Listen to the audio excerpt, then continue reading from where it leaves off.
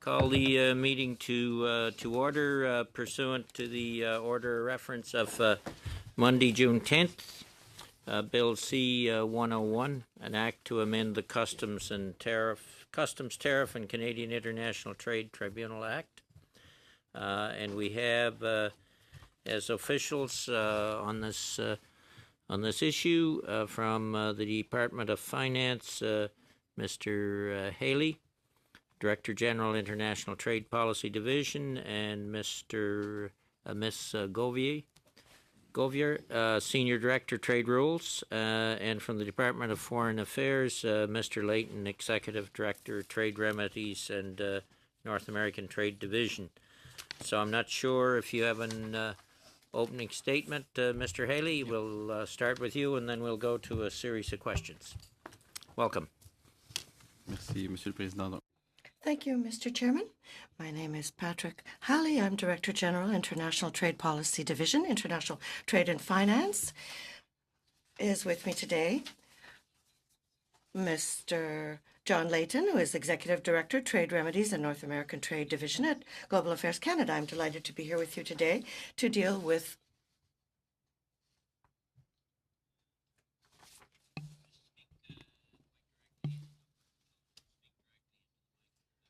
They better start over, people. I was having a hard job to hear as well.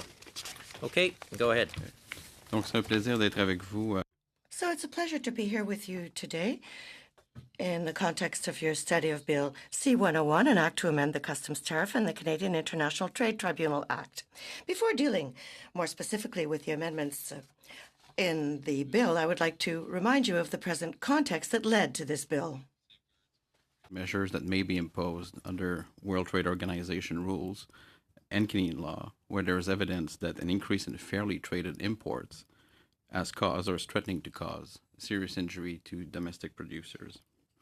So in October 2018, the government imposed provisional safeguards for a period of 200 days on imports of 7 steel product categories: heavy plate, concrete reinforcing bar, energy tubular products, hot roll sheet, pre-painted steel, stainless steel wire, and a wire rod. So in accordance with Canadian law, the government also asked the Canadian International Trade Tribunal, the CITT, to inquire into whether final safeguards that could last up to 3 years on these products were warranted. At the beginning of April, the CITT issued its findings that final safeguards were warranted on imports of heavy plate and stainless steel wire. As a result, the provisional safeguards on the remaining 5 product categories were terminated on April 29th.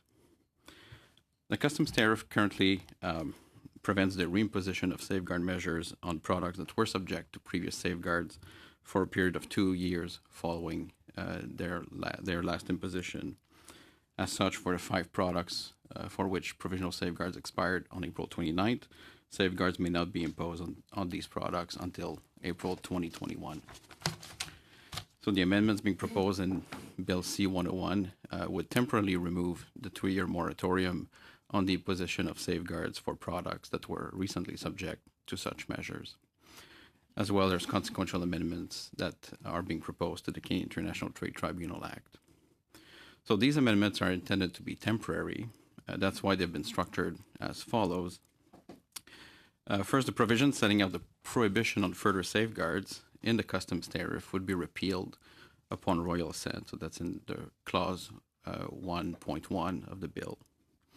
A consequential amendment is also made to the CITT Act to remove those references to these provisions during the period of time during which they are repealed, and that's in clause 2.1 of the bill. And secondly, the same provisions that are being repealed would be reinserted 2 years after royal assent, and in both the customs tariff and in the CITT Act, and these are in clauses 1.2 and 2.2, and the coming into force clause with respect to the 2-year period after which it would be reinserted is in the coming into force provision of the bill. So the amendments would give the government the flexibility, should the need arise during the 2-year period, to respond quickly and appropriately by imposing safeguards where a substantiated surge of fairly traded imports harms or could harm Canadian producers and workers. So the conditions for the application of safeguards as provided for under Canadian law remain unchanged and would still need to be met in order for any further safeguards to be put in place. And that concludes our presentation. We'd be happy to take any questions you might have. Okay, we'll go to 5-minute rounds, and we can go a number of rounds for sure if we have to. Miss Bendayan. Thank you, Mr. Chair. Merci beaucoup, Monsieur Haley, de votre présence. Thank you very much, Mr. Haley, for your appearance and your statement today. Given that you made your statement in English, I will ask my questions in English, perhaps. So that the conditions for imposition of safeguard measures have not changed. I was wondering if you can similarly confirm that the manner in which the CITT conducts its inquiries has not changed either and will not change should this legislation pass. Yes, nothing's being changed to the to what's laid out in the CITT Act or the Customs Tariff with respect to the conduct of the CITT's inquiries. What happens in such cases is that a reference is made to the CITT requesting that they undertake the inquiry, and the terms of it are set out there, and all the standards that they have to follow are set out in the law, and none of that's changing. Okay.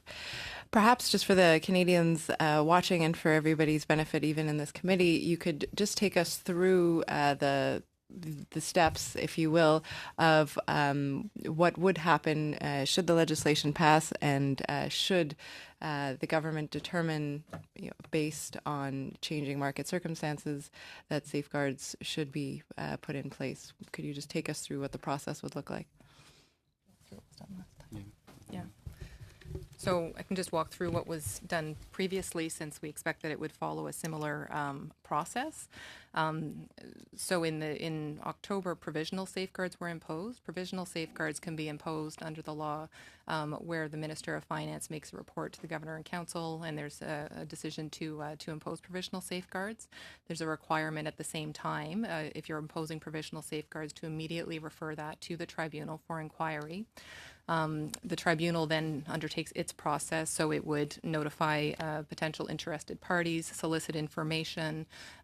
They do their own internal analysis. They hold hearings. They hear arguments from parties both for and against the imposition of safeguards, and then they would issue a report to the government recommending whether or not safeguards are merited on the products in question.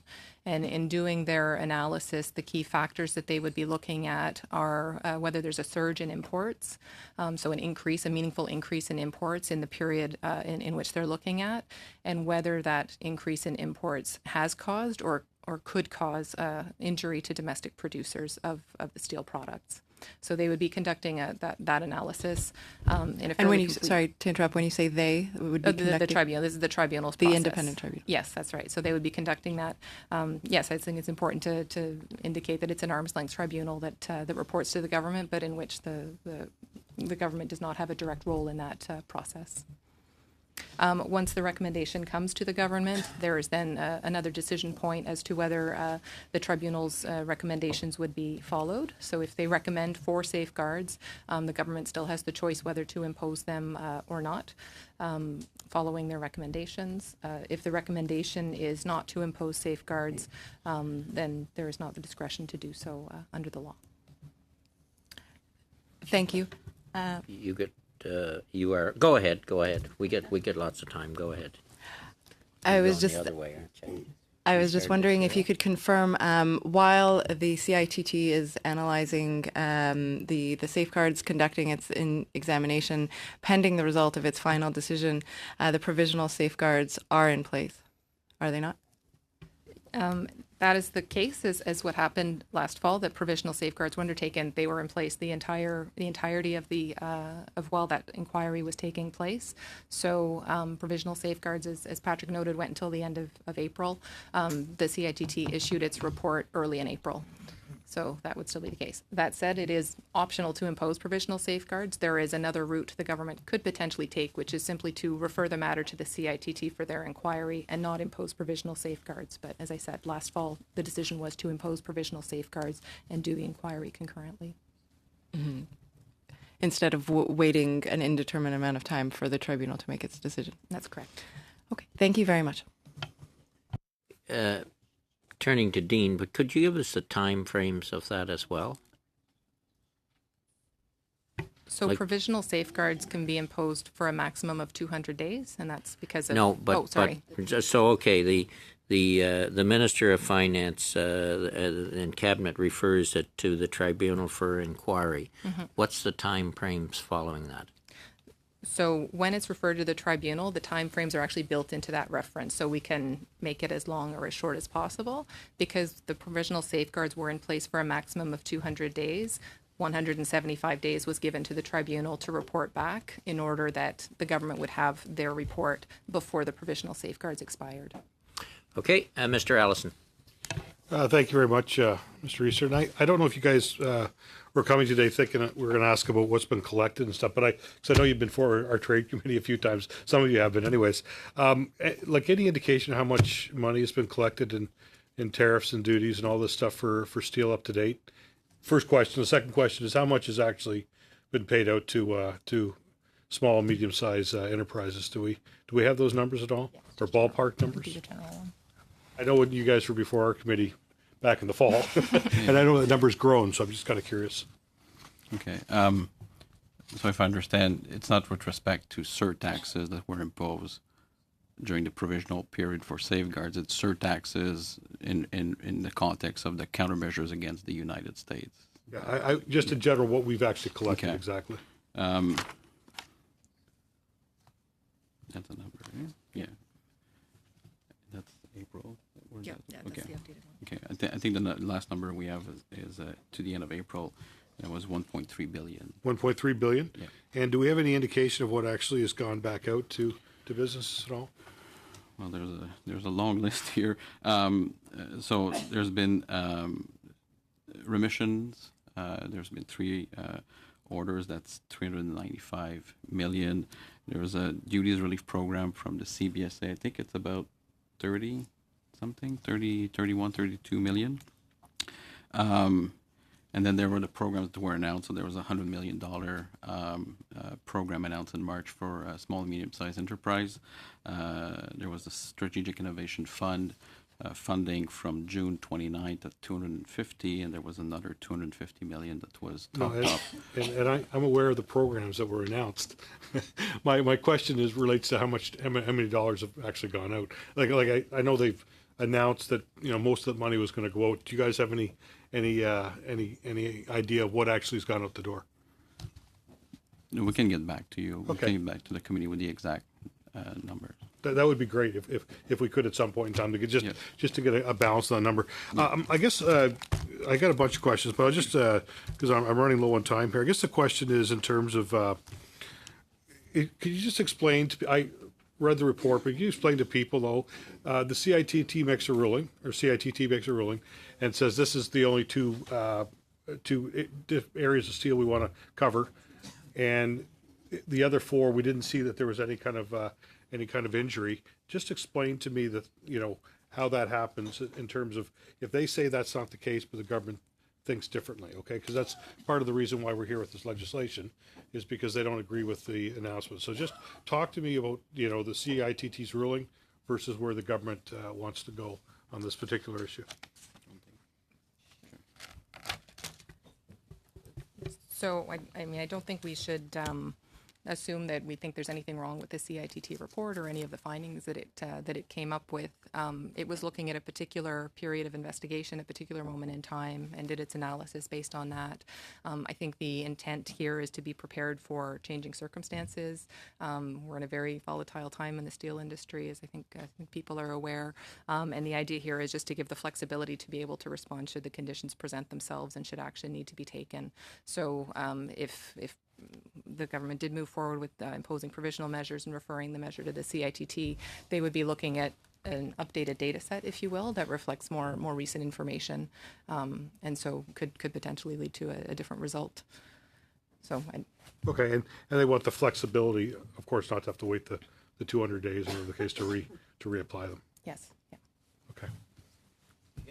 More time if you want, Dean. Go ahead. We're pretty flexible around. Okay. All right. I guess the other question is in terms of, I find, I mean, I think the issue of safeguards, we get that fact. We're trying to actually figure out ways to keep cheaper steel from being, taken through here. I guess the question is, how do you guys manage what is actually going on in terms of products? 'Cause, I mean, one of the concerns we hear from small and medium-sized enterprises is that sometimes the reality on the ground in terms of what's coming in under the quota or whatever the case may be doesn't always reflect the timeliness of when these products are available and the safeguards, so that there's product that's available at a lower tariff rate, and then all of a sudden, because all that quota's been taken up, safeguards get snapped on. What are the measurements in place to try and help manage that? Because I find the safeguards aren't the issue as much as the management or the execution of the day-by-day stuff is, and depending on if you're in Western Canada or Eastern Ontario, whatever the case may be,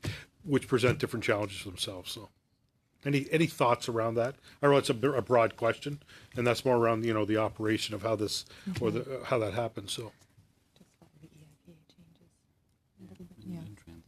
Yeah. So there were certainly some issues that came up during the provisional safeguards in terms of ensuring that there was still a situation that was relatively predictable and workable for people that do still need to import steel. So provisional safeguards previously, they were imposed as tariff rate quotas, so a certain amount could come in without any surtax. After that, it would be 25% on it. At the time, we did not have legal authority to allocate that quota. So to tell importers, for example, that, you get this share of the quota, you get this share of the quota. Since that time, an amendment was made to the Export and Import Permits Act, which does allow for allocation. So I think if safeguards were to be reapplied, if they were to take the form of a tariff rate quota, there would be a more predictable situation that we could put in place for importers to minimize some of those impacts. The other thing that came up that I think led to a bit of uncertainty was goods that were in transit when the safeguards were applied. So we did kind of retroactively deal with that issue, given the concerns that were raised. But it's certainly something that we could consider doing upfront to manage some of those issues where there's uncertainty as to when it's going to come into force, and just allowing people to plan accordingly. Okay, thank you. And we can go back to you again, Dean. Mr. Dussault. Merci, Monsieur le Président, et merci. Thank you, Mr. Chairman. I would like to say thank you to our witnesses for explaining the situation with regard to this bill. First of all, with regard to provisional safeguards, I have a question. Do permanent safeguards exist?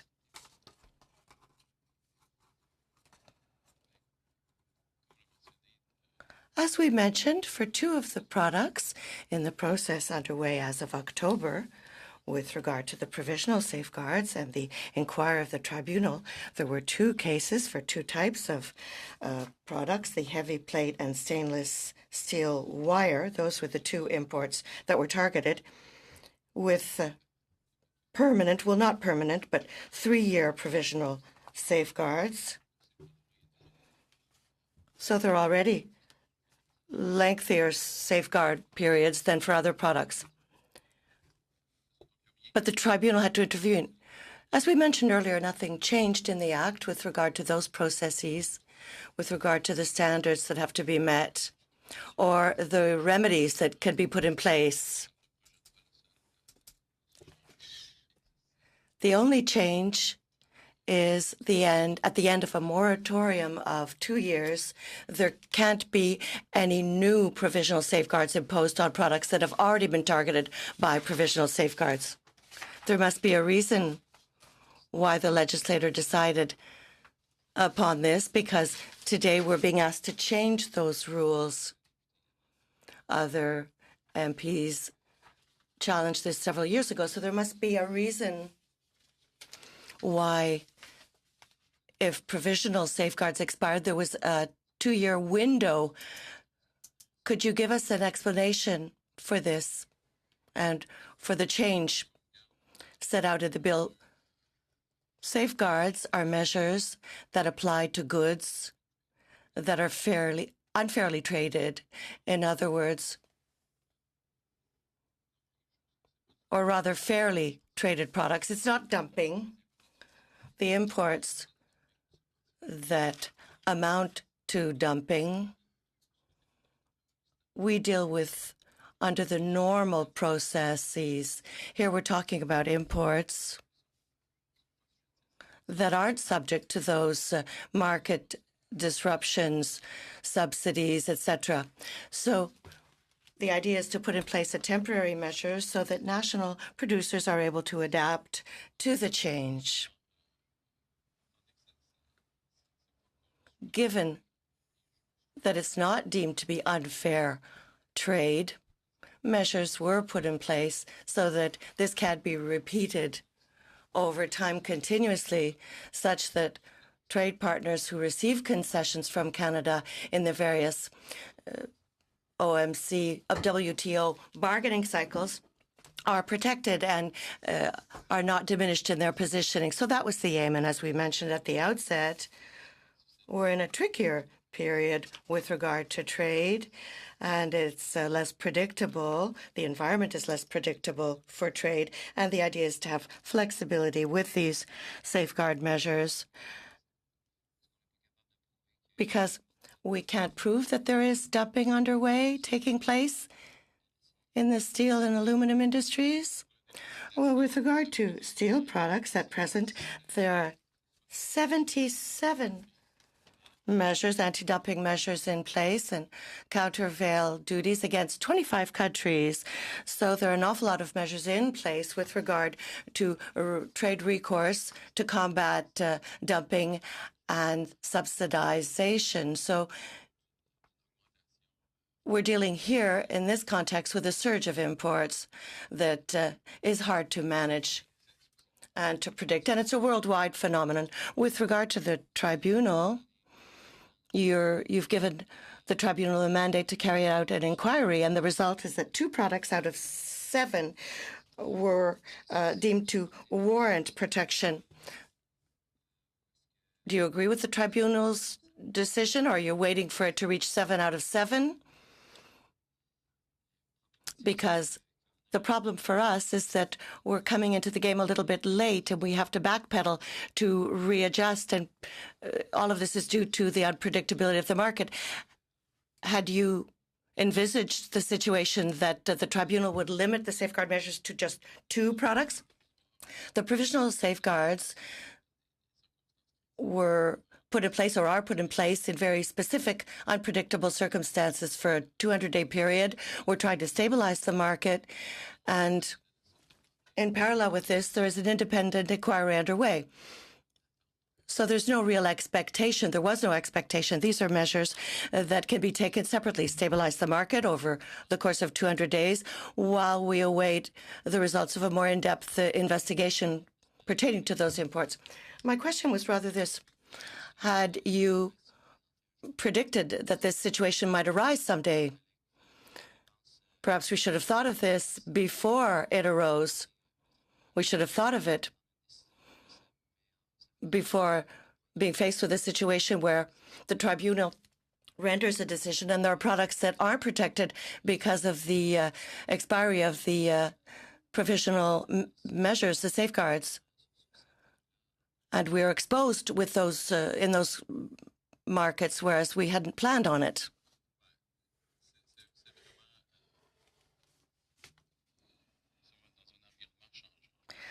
Well, it's a very changing environment, and we want to have the flexibility to adapt. As Michel mentioned, the process takes place and took place based on evidence provided over a certain time frame.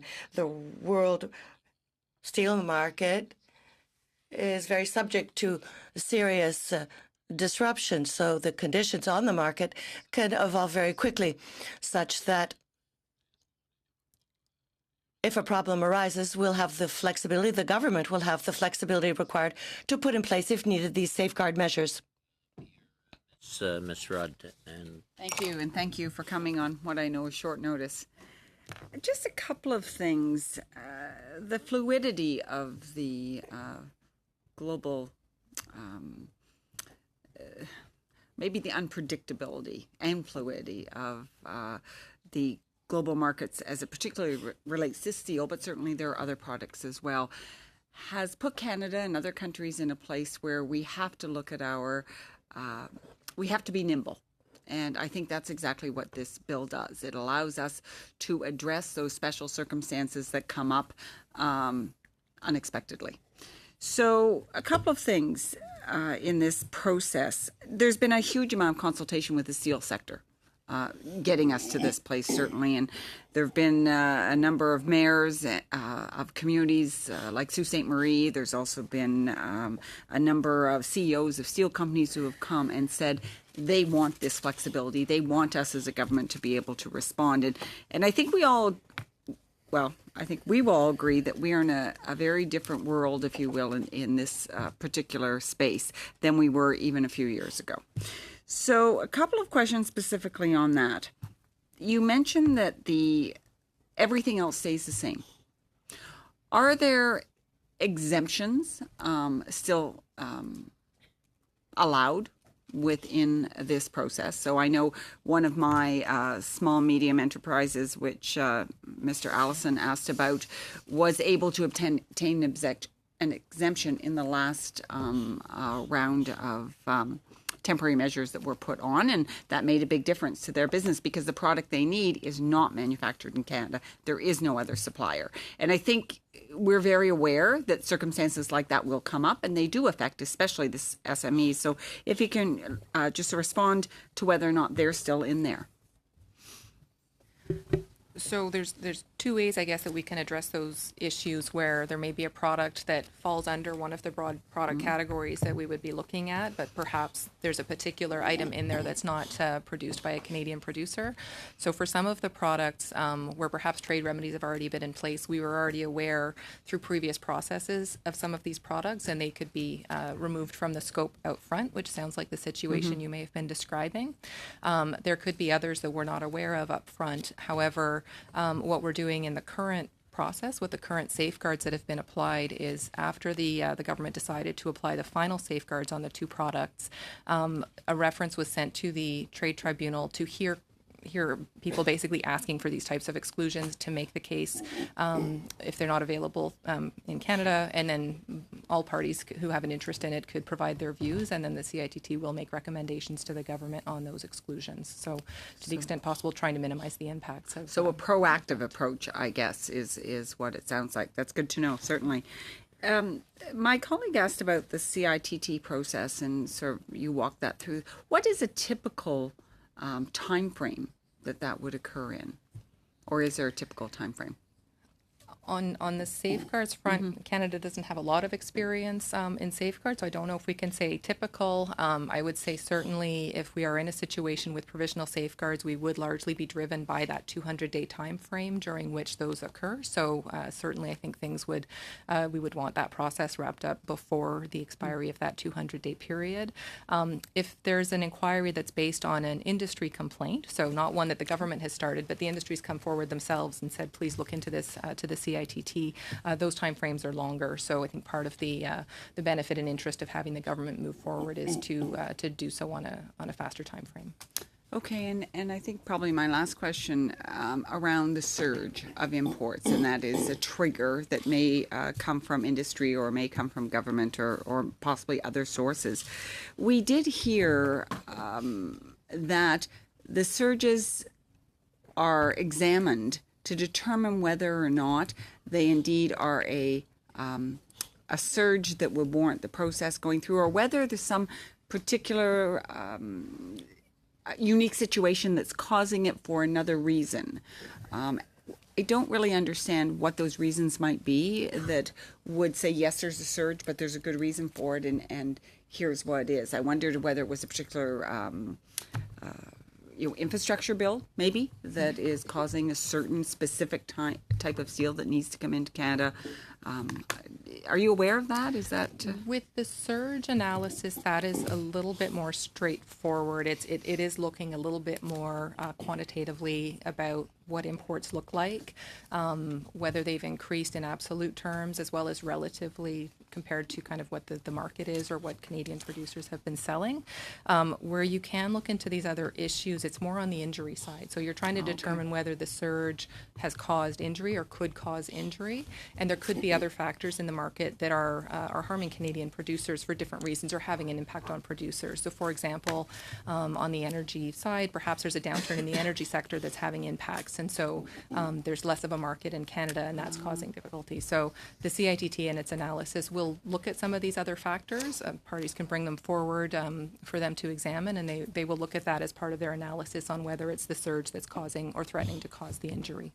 Okay, thank you very much. Okay, thank you all. Turning to Mr. Polyev and then back to Mr. Fragiskatis. Polyev.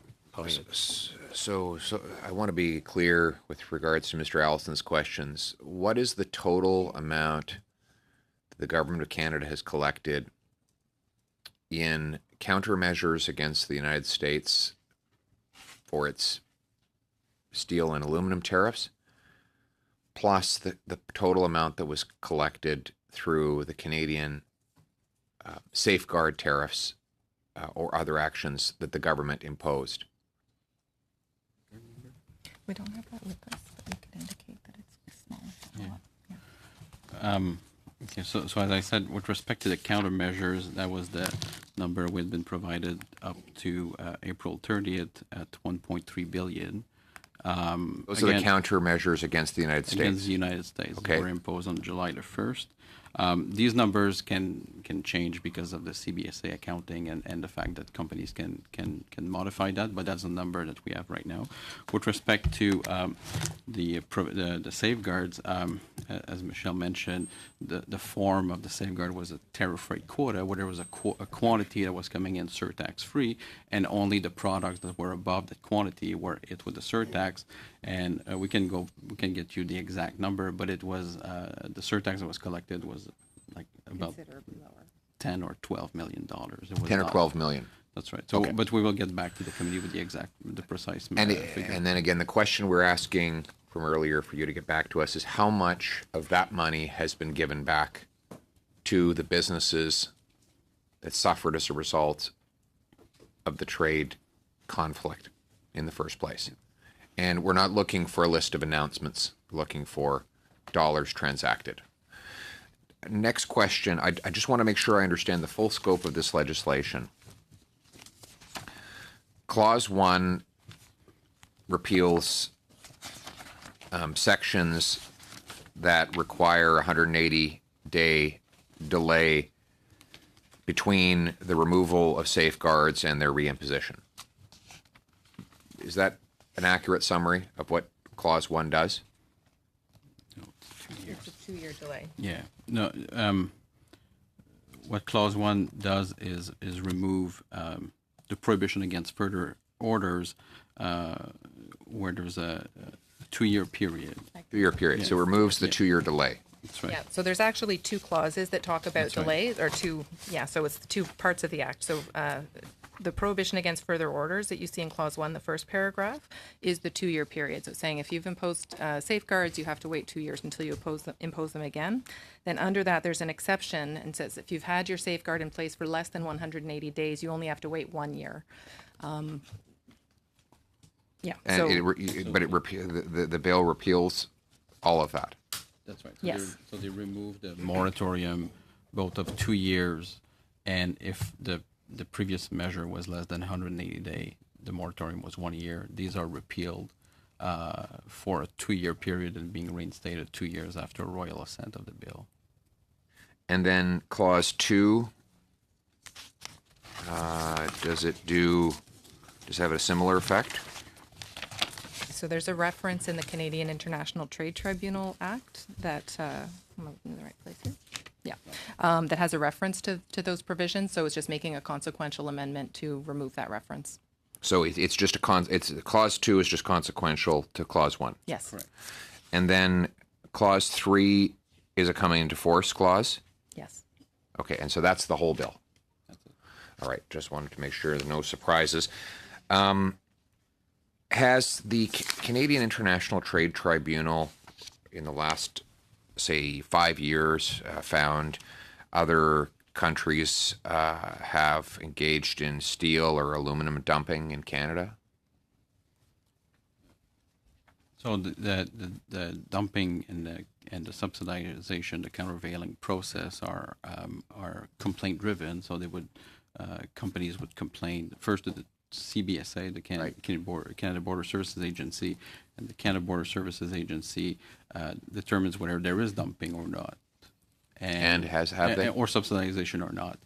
Then in a parallel process, the Canadian International Trade Tribunal looks at if there is dumping. Is that dumping injurious or not to Canadian producers? So the CITT really looks at the injury portion of the process and does not determine whether there is dumping or not occurring in the Canadian market. That's done by the Canada Border Services Agency. And have either of those bodies found that dumping has existed in the last 5 years with respect to steel or aluminum? Yes, I think Patrick had referred earlier to 77 measures being in place, so anti-dumping and countervail cases against a number of different countries related to steel products. And what was the time frame during which those events, those dumping incidents occurred? Some of them go back quite a long time. So measures are generally imposed for 5 years, but they can be extended if it's found that it's warranted, if it's likely that the dumping and subsidization that's causing injury is likely to continue. So some products, I think it goes back 10, 15 years even. Is China on the list of countries? Absolutely. For a number, I think for virtually all products, China is one of the countries that is subject to those measures. If there's more later, Pierre, we can come back to you, Mr. Fragascatis. Thank you, Mr. Chair. Thank you to the officials for being here. I want to ask a question about international legal obligations from a trade perspective. Can you tell us how this legislation is consistent with Canada's international legal obligations in that regard? Well, I think the legislation is consistent with our legal obligations in the sense that there's no obligation to have this time period or moratorium on new measures. There's no obligation to have that in our law. However, if Canada imposed another measure within the 2-year period because we've removed it from our law, I think our other WTO members would have questions about how that is consistent with the obligation in the WTO agreement. That is the obligation, but that only applies if we impose another safeguard measure. Okay, but just to be clear, as far as this bill is concerned, we are not offside with the WTO in any way. We wouldn't face any complaint or anything like that. I think we will face questions about why we're doing it. Okay. But my understanding is that there wouldn't be a WTO dispute launched because of our law. Okay, that's important to put on the record. I also wanted to ask about Ms. Gouvier. You spoke about the surge analysis. Can you go into the methodology around that? How do we know that a surge is taking place, for example? How do we distinguish that from a small spike, for instance? What's the data gathering process around that? Who does it and how, and issues like that? So as part of the CITT's process, I can speak to it a bit at a distance because I'm obviously not involved in that process, but they would typically look at data over a 3-year period and look for trends over that period, as well as kind of looking at in the last finding, they did look at the first half of 2018, comparing it to the first half of 2017 to identify whether there were patterns where it looks like there's a significant increase. I did mention previously as well that you can look at whether there's an absolute increase in imports, but also look as to whether there's a relative increase in imports. So if the market's growing, you see something growing, or similarly, if the market is shrinking and, maybe the imports are stable, but they're taking up a larger share of the Canadian market. The data that they use, I think is based on input that they are getting from the questionnaires that they issue as part of their process. So it could be partly relying on StatsCan information, but as well information as supplemented by other participants in the process. So it sounds like there are tools in place to keep up with what is a fluid situation. Certainly within the CITT process, I mean, they're well positioned to gather all of the information that they have, and for the government's part, we have import permits for steel. We do have reasonably good data on steel that is looked at on a regular basis. Okay. I also wanted to ask you about how our approach compares to what other democracies have done in this area, the EU, for example, or other examples that you could cite? So the, I don't know if I listened to that or, yeah. So the EU does have steel safeguards in place on a number of product categories. Those have been in place as final measures since January of this year. The United States does not have a safeguard in place, but as we know, the Section 232 tariffs that were imposed on steel and aluminum have a very similar effect. There's a number of other countries that have safeguard measures. Some of them are fairly targeted in terms of the products that they are looking at, but I wouldn't call them the larger countries. It's not, Australia or whatnot. But the EU, I would say, is the main one, the US having those protections and certain other countries as well. Steel products are definitely one where the situation globally of overcapacity means that countries look for different ways to address some of the import challenges that they're facing. A lot of trade remedies in that sector, and we're seeing safeguards a lot in that sector as well for those reasons. And final question, if I could, Mr. Chair. Could you speak to the level of engagement in terms of consultation with the steel sector in the development of this particular legislation in particular? Or in general terms, if you don't want to. Well, maybe in general. In general terms. Okay, we'll talk general. I think we've certainly since, let's say, March of last year, when the Section 232 prospects were raised in the United States, we've been working quite closely with the steel sector. We took a number of measures during the spring of last year with respect to any concerns on transshipment of products. We made changes to marking regulations. All of that has been done in close consultation with the steel industry. And when we move into the situation where we were facing 232 tariffs in the United States, then we've had a number of measures in place to assist the sector, but also we've established federal, provincial, union and industry committees to monitor the situation, to work closely on these issues. So there's been, I would say, a fairly continuous process of engagement with the industry. Sounds like it. Thank you very much. Thank you all. Maybe just before I turn to Mr. Polyev, is there, I guess, two questions. These measures are put in place basically to protect the steel industry, but with this bill, will it help us in terms of maybe being accused by the United States in terms of transshipment of some products through Canada to the U.S.? Would it be helpful in that regard? And secondly, do you see any implications on some of the smaller players in the system that may bring in steel from certain countries, Turkey or wherever, and basically sell most of their products domestically, whether it's making patio tables or whatever the heck it might be? Is there any implications on those kind of operations with this bill? Just on your first question, I think the United States would be interested in seeing what Canada's doing to address offshore steel imports.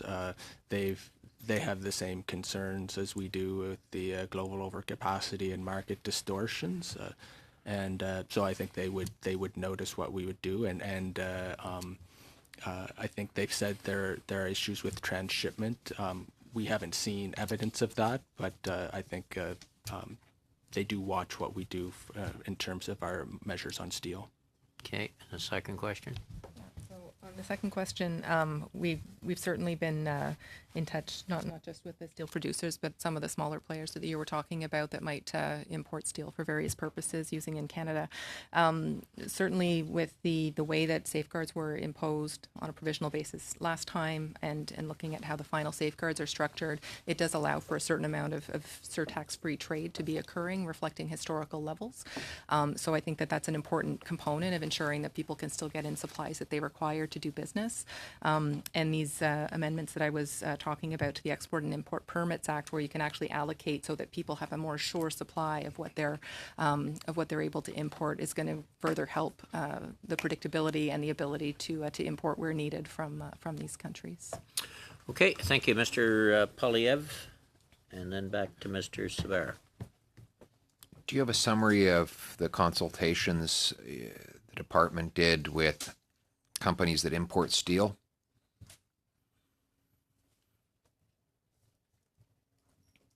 So, I mean, we had consultations.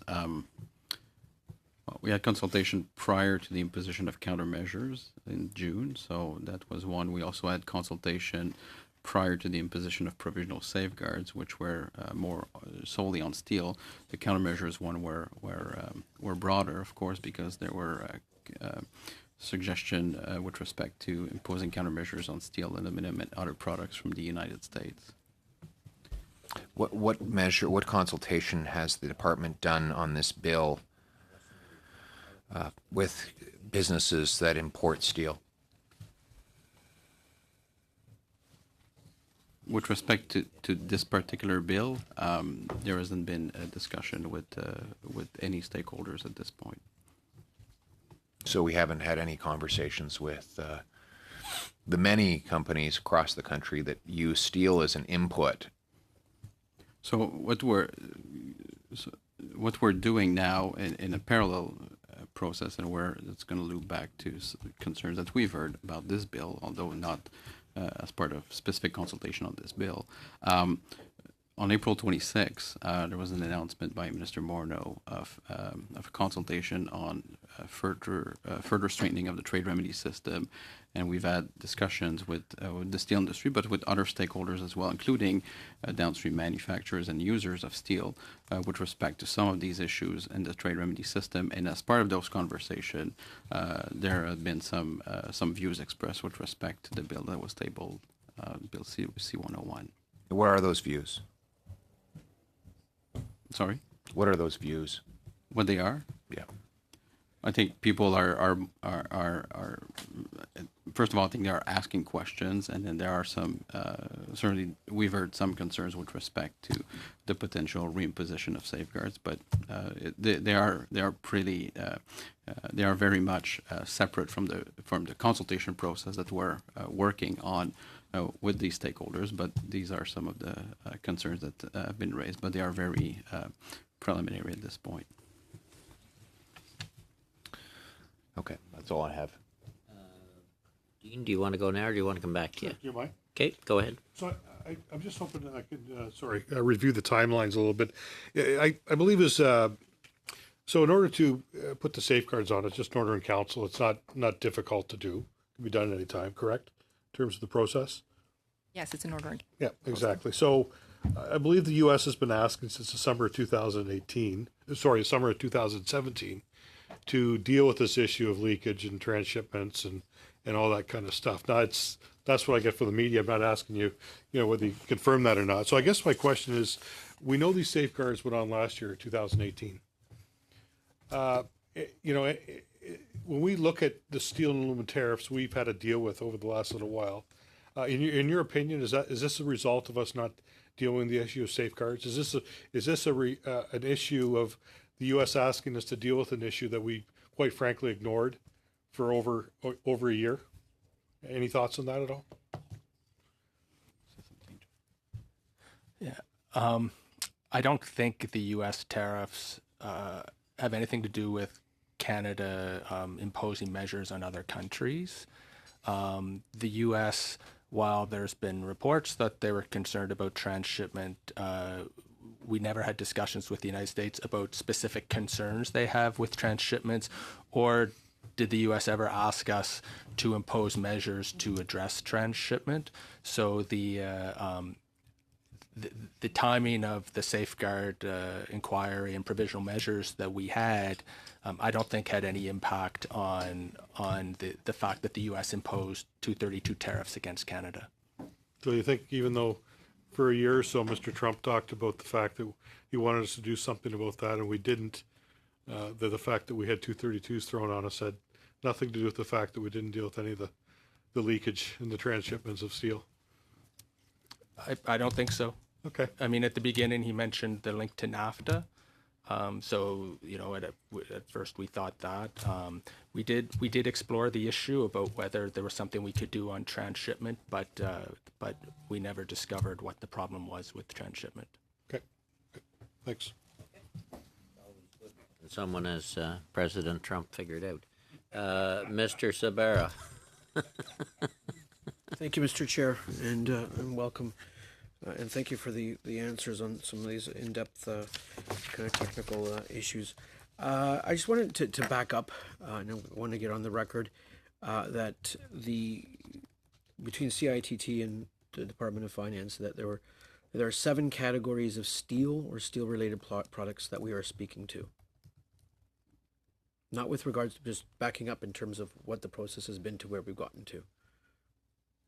Yeah, so there were 7 steel product categories where provisional safeguards were imposed in October. Yes. And then the CITT ruled on those. So there's 2 of those categories are now have final safeguards applied, and there are 5 that do not have safeguards. Do not have safeguards. Now, my question is in with regards to the importation of steel that we may not have sufficient domestic production on. Say you're building a pipeline, you need to import steel from overseas, and the data comes in, monthly data comes in through CBSA and Department of Finance. We will account for that. So if there's a surge one month, or say there's an increase one month of steel coming in, we're not just going to look at that month and say, oh, something weird is going on here, but we're going to look at that month and say, well, this is related to a project that is going on in Canada. So, for example, in Western Canada, some steel consumers may need to purchase their steels overseas because there's just not enough domestic production. How technical is that? Can you explain that process, please?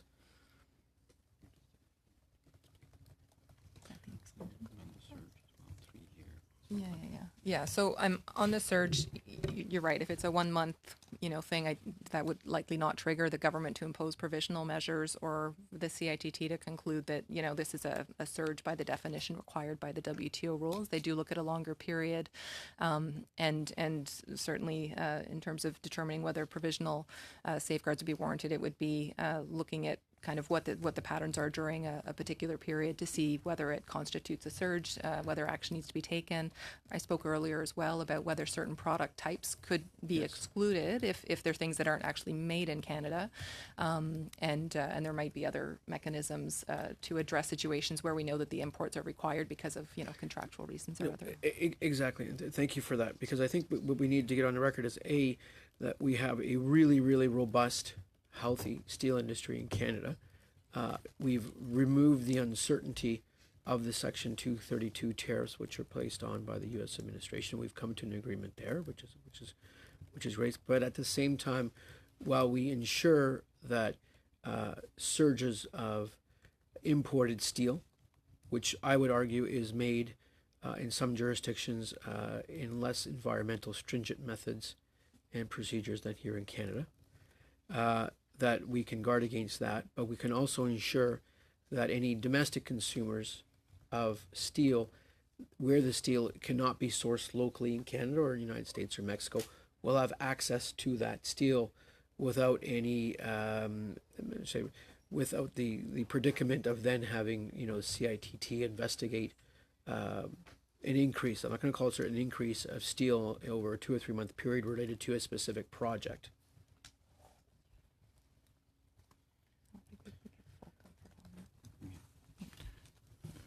Well, maybe in addition to what Michelle was saying, I think if safeguards are imposed in a manner of tariff rate quota, then there's a quantity which reflects historical imports from offshore sources that would be surtax free. So it's trying not to disrupt the marketplace for those that use offshore imports, but at the same time prevent the surges that are injurious from happening. With respect to, and maybe just to add that we face that situation with respect to the countermeasures that were imposed against steel from the United States, where we've had situation where people were coming to us and saying, well, I can only source it from the United States, for example, and we've worked on remission under a remission framework that we published, and we did provide remission to to importers, and we work fairly well with the industry with respect to asking our steel producers whether these were products that were really in short supply in Canada, that they were not made in the quantity needed by importers. And I think that process has worked out, under the circumstances, has worked out as well as it could. Chair, can I just ask one follow-up? Thank you, Chair. Because the circumvention of trade rules is obviously something I'm, as an economist by training, something I've studied extensively and in graduate school many years ago, but it's something that concerns me quite a bit. So when you have steel produced in country A, then shipped via country B, tagged by country B, and then ends up in the port of Vancouver, the port of Halifax, or whichever one in Canada, which could cause distortions to our market, we obviously need to track that quite closely. And I know within the budget 2019, there were extra resources provided to CBSA and CIT, and then follow through the CITT to do that. So are the resources in place for those officials on the ground to ensure that we can track if there is a surge of a certain category of steel which does not have a safeguard on it today that could be in place that need to be tomorrow? Well, as you mentioned, there has been more resources given to the Canada Border Services Agency, and I believe it was to hire up to 40 new officers to deal with issues with respect to compliance. 40 officers was a 50% increase on the number of people that were doing that kind of work, so it is a meaningful increase. At the same time, to prevent situation like that, there were also other changes. So there were changes made to the rules about the marking of products to make sure that when it says it's made in a certain country, that it's really made in that particular country, and not being masked as an import from elsewhere to circumvent the rules. So these changes were made last spring to really beef up to strengthen like the compliance with trade rules in Canada. Okay, Mr. Dussault. Thank you. Merci. J'aimerais juste faire un suivi sur Thank you. Yes, I'd like to follow up on a few statements that have been made thus far. Namely, the fact that there are 5 out of 7 categories of products that aren't targeted by any measure, any safeguard measure. So if this bill is passed, when do you plan on putting in place safeguard measures for those 5 products? Once again, the bill will provide flexibility if circumstances are such that measures should be taken. So the conditions outlined in the bill will have to be met with regard to the serious injury, the serious harm for national interest. So none of that changes. What I can tell you with regard to the process that the government follows with regard to provisional safeguards, last October, there was a formal request from the industry made to the government, and there was a 15-day consultation period that took place in August, and then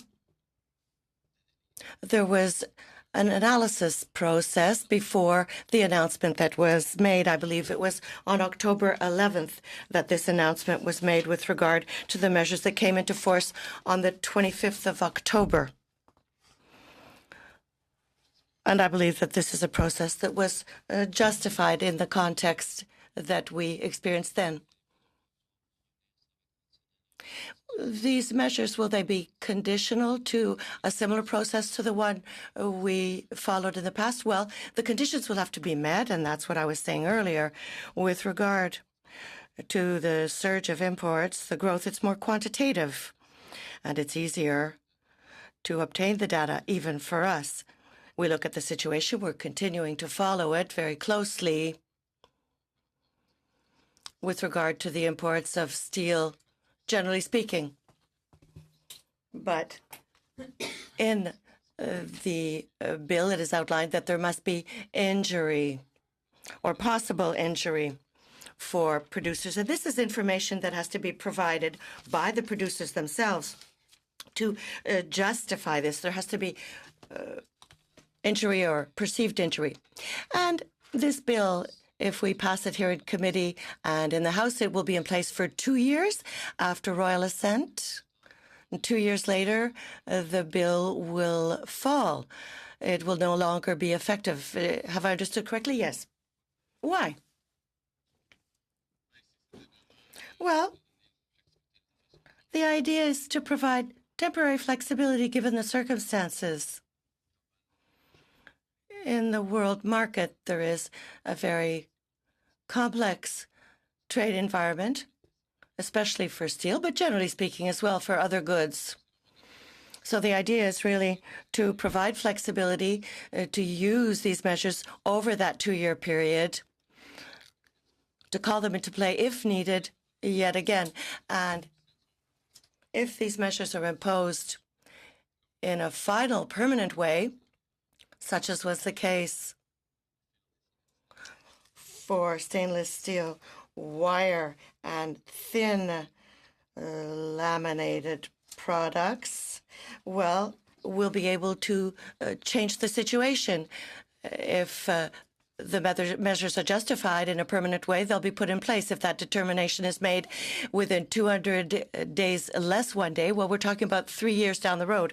But the 200 days remain because over the course of the next 2 years after royal assent, you'll have the ability to impose provisional sanctions of a maximum of 200 days. Yes. Therefore, during that time frame, there might be a decision of the tribunal in order to extend these safeguard measures to make them permanent within 3 years. Yes. And how did you go about choosing the 2-year time frame? You're saying it's temporary, 2 years, but why 2 years? That's my question. Is it with a view to our international obligations or something else? Because earlier it wasn't clear. Earlier, you said other countries do this, and with regard to our international obligations, we're not required to have this kind of provisional system in place with the tribunal and expiry after 200 days. So why do we have this 2-year window? Why 2 years? And if there's no problem with regard to our international obligations, why was this choice made? I think that that's the way it was implemented previously. It was to provide for the 2-year period under our USMCA agreement. And 2 years doesn't give us too lengthy a time frame to look at the situation, to see if we need these safeguard measures. And if it was less than that, well, the tribunal wouldn't have enough time to do its work. So that was the time frame that we had in mind. It's not a scientific process that was followed per se, but that was the intent. We wanted it to be temporary, and we would like to go back to the Act as it previously existed. I don't believe we have any questions on the government side. Mr. Poilievre, I believe you have one or two or more. Your tie looks good. Thank you, Chair. The question I have is a little more broad than in the legislation. Steel dumping or dumping of any product implies that the selling country is actually losing money or selling below its cost in order to gain market share. I've never quite understood why a country would want to do that. There's an old expression that ironic expression. The company loses money on every sale but makes it up on volume. Anybody or any country that's selling consistently at a loss is actually draining its own wealth. Why do countries do this? That is a larger question. I mean, dumping is the behavior of individual companies. So I think we need to distinguish between dumping and subsidization. Right. I think on the subsidization side, where a government is providing assistance to a company, the company itself is not losing money on that necessarily. They can charge lower prices because the subsidies make up for that. On the dumping side, there could be a number of reasons. Steel is a very capital intensive product to make. Once you get a steel plant in place and it's running, it is perhaps in your economic interest to produce as much as you can with that investment, even if some of it you're selling not as high at as high a cost as you can. I guess I'd also point out that dumping is a comparison fundamentally between the price that's being sold in the market that they're exporting to versus the price that's being sold in their own domestic market. So it's a comparison of those two things. It's a differential pricing type situation, and so there might be different reasons why companies pursue a strategy where they're selling things at a different price, and obviously, if you're selling below cost for a lengthy period of time, that is not sustainable. I'm not sure that companies are in that situation necessarily, but it's a fairly complex calculation that goes into whether dumping is occurring or not. And it is possible that companies can sustain it in the longer term because of the other factors that are involved in their production. But in the case where they're selling at a lower price to foreign markets than they sell to their own, how does that advantage the company? If it can get a higher price at home, doesn't have to pay any transportation cost, then why would it sell for a lower price abroad?